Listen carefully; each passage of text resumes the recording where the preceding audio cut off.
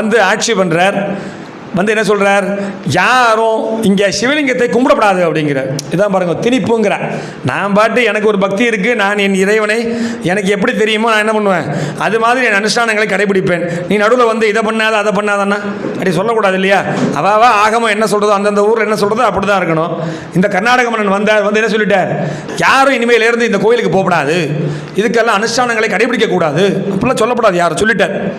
நம்மால் பாருங்க, யார் சொன்ன பேச்சும் கேட்க மாட்டார்.